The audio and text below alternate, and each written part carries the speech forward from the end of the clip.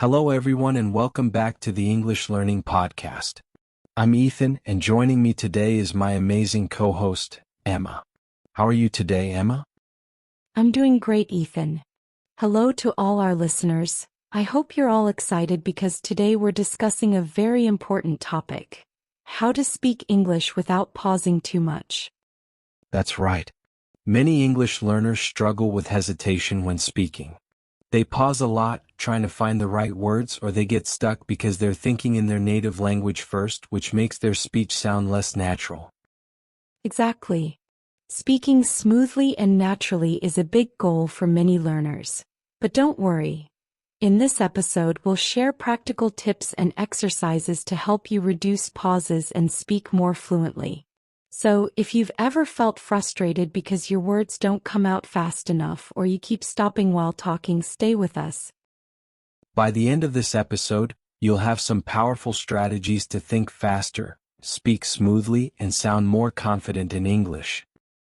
Sounds exciting. Let's get started. Ethan, before we talk about how to fix this problem, let's first understand why people pause so much when speaking English. What do you think are some common reasons? Great question, Emma. There are several reasons why English learners pause a lot while speaking. The first big reason is lack of confidence. When people are unsure of their English skills, they hesitate because they're afraid of making mistakes. Yes, and that fear slows them down. Instead of speaking naturally, they keep second-guessing themselves. It's like their brain is saying, "Wait, is this the right word? Am I making a mistake?" And by the time they decide, the conversation has already moved forward.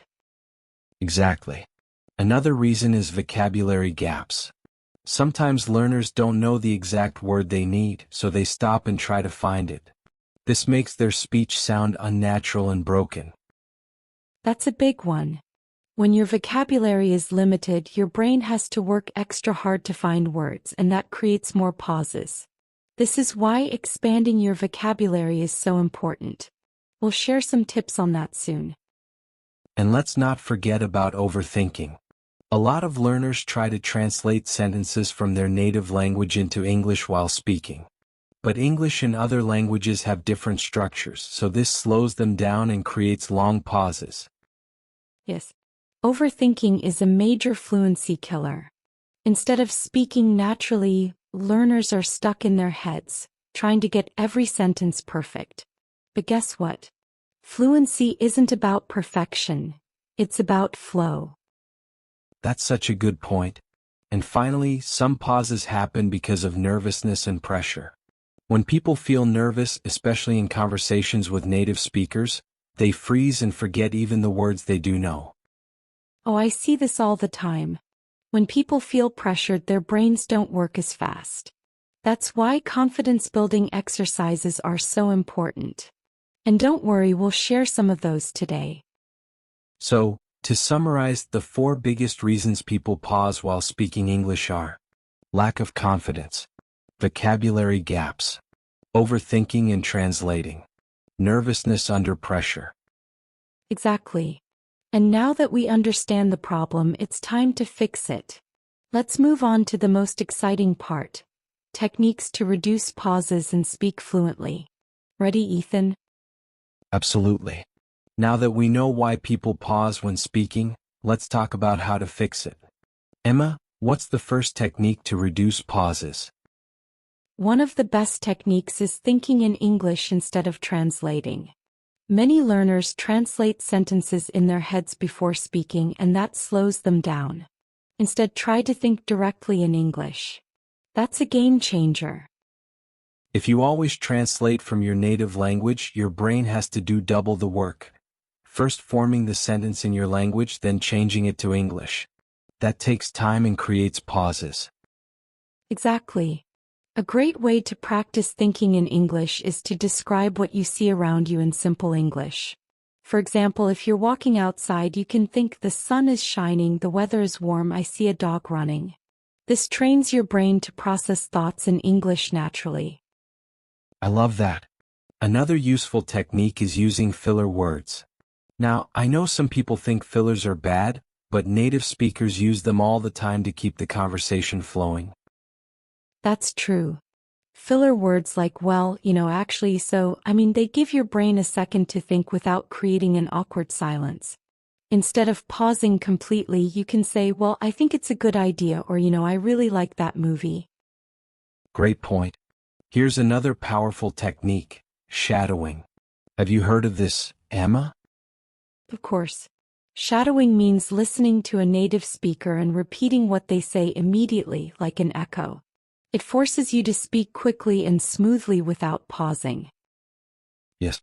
You can do this with English podcasts, YouTube videos, or audiobooks.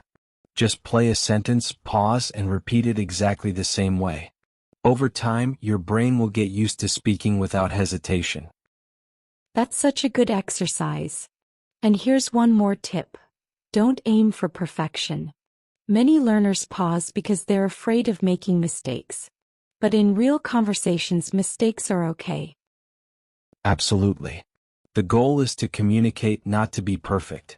If you can't remember a word, try explaining it in a different way instead of stopping completely.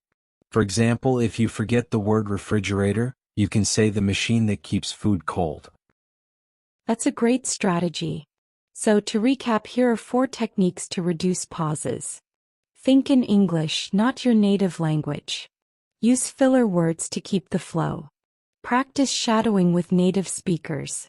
Don't aim for perfection. Keep talking even if you make mistakes. Awesome tips. Now let's go even deeper. Coming up next, we'll share how to train your brain for faster speech. Stay with us. Now that we know some techniques to reduce pauses, let's talk about how to train your brain to think and respond faster in English. Then what's the first step? The first step is expanding your vocabulary and sentence patterns. If you don't have enough words or common phrases in your mind, your brain will struggle to find the right words, and that causes pauses. That's so true. The best way to do this is by learning phrases instead of individual words. For example, instead of memorizing the word opinion, learn the full phrase in my opinion. That way, when you need to share an opinion, the phrase comes out automatically. Exactly. Another great technique is active listening. The more you listen to English, the faster your brain will process words and sentence structures. Listen to podcasts, audiobooks, and conversations, and try to predict what the speaker will say next. I love that. And speaking of prediction, here's a fun exercise. Conversation anticipation. When you're listening to someone speak, try to guess their next word or phrase before they finish their sentence. This trains your brain to think ahead and respond quickly. That's a great trick. And another powerful technique is imitating native speakers. Find a speaker you like, maybe from a TV show or a podcast, and try to copy their way of speaking. Speed, rhythm, and pronunciation. Yes, imitation is one of the fastest ways to train your brain. The more you expose yourself to natural English speech, the faster your brain will process and produce English. So, to summarize, here are 4 ways to train your brain for faster speech. Learn phrases instead of single words. Listen actively and predict what's coming next. Practice conversation anticipation. Imitate native speakers to improve speed and fluency. Great tips. Now that we've trained our brains, let's move on to practical exercises that will help you speak more fluently. Now that we know how to train our brains for faster speech, let's talk about some practical exercises. Emma, what's the first exercise? One of my favorites is the 1-minute speaking challenge. This is a simple but powerful exercise. Pick a topic and speak about it for 1 full minute without stopping. Even if you make mistakes, keep going. That's a great one. You can start with easy topics like my daily routine or my favorite food. If 1 minute is too hard, start with 30 seconds and slowly increase your time. Exactly.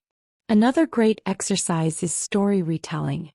Listen to a short story, podcast, or even a movie scene, then try to retell it in your own words. This helps with fluency and vocabulary recall. I love that exercise. It forces you to think in English and form complete sentences. Here's another one.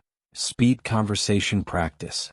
Set a timer for 2 minutes and have a fast conversation with a friend, or even talk to yourself in the mirror. Yes. The goal is to respond quickly without overthinking. And for those who don't have a speaking partner, you can practice with speech-to-text apps. Just speak into your phone and see how much it gets transcribed correctly. That's a great way to check pronunciation and fluency. So, let's summarize the 4 best exercises to improve fluency. The 1-minute speaking challenge. Story retelling in your own words. Speed conversation practice. Using speech-to-text apps for real-time feedback. These exercises will train your brain to think and speak faster. Now let's talk about mindset shifts to build confidence in speaking. Fluency isn't just about techniques and exercises, it's also about mindset. Many learners struggle with speaking because they lack confidence. Emma, what's the first mindset shift that can help? The first thing to remember is mistakes are part of the process. Every mistake you make is an opportunity to learn. Don't fear mistakes, embrace them. Exactly. No one speaks perfectly, not even native speakers. The goal is to communicate, not to be flawless. So, when you make a mistake, just keep going. Yes, and remember that fluency is a journey. You don't have to be perfect today or even tomorrow. Just keep practicing and you'll improve over time. Stay patient with yourself. That's such a great point. And here's another mindset shift. Focus on communication, not perfection. If you can express your ideas clearly, that's a success, even if your grammar isn't perfect. Exactly. Communication is the key. And the more you practice speaking in real situations, the more comfortable and confident you'll feel. So, to wrap up, the 3 mindset shifts for fluency are: accept mistakes as part of learning. Understand that fluency is a journey. Focus on communication, not perfection. Those mindset shifts are key to overcoming hesitation and building confidence in speaking. Keep practicing and don't give up.